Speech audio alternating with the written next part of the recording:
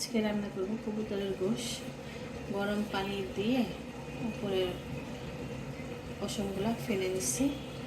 এখন এটার মধ্যে সব মশলা মাখাই নেব। দিয়ে দেব পেঁয়াজ 1 মুঠ, তারপর দিয়ে দেবো দারচিনি, এলাচি।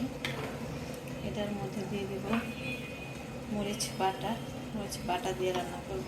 ব্লেন্ডার করে নিচ্ছি আমি। তারপর এটার মধ্যে দিয়ে দেবো আদা, রসুন, জিরা, পেঁয়াজ, এটার পেস্ট পুরোটাই দিয়ে দেব।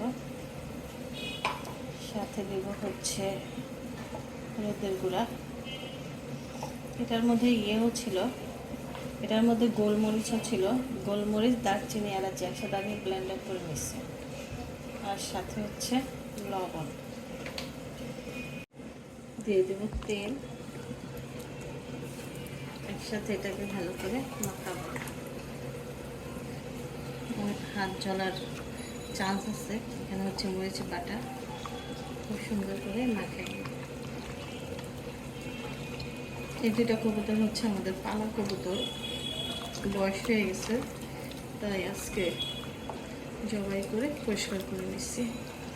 মাশাআল্লাহ খুব সুন্দর হয়েছে। দুইটা কবুতরের গোশ অনেকগুলোই হয়েছে। আমার ছোট ছেলের পালা কবুতর, এগুলো মাখায় নিছি। এটা আমি প্রেশার কুকারে দিয়ে দেবো। পুরো বয়স হয়ে গেছে তো কবুতরের, তাই প্রেশার কুকারে দিলে সেদ্ধ হয়ে যাবে। প্রেশার কুকারে বসাই দেব। এটার মধ্যে দিয়ে দেব বিসমিল্লাহ।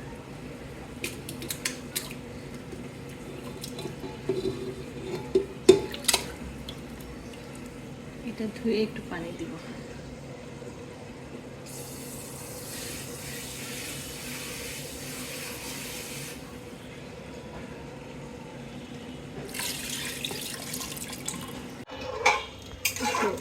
ভালো করে নেড়ে দিলাম, দিয়ে প্রেশার কুকারে দিয়ে দিব।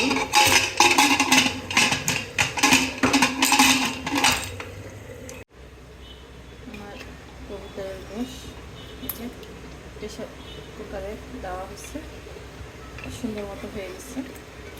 একটু ঝোল আসছে, ওই ঝোলটা আমি কমায় ফেলবো জাল দিয়ে। সেদ্ধ হচ্ছে কিনা দেখি। আবার অনেক গরম, দেখা যাচ্ছে না। সেদ্ধ হয়ে গেছে, প্রেশার কুকারে দেওয়া হচ্ছে। তো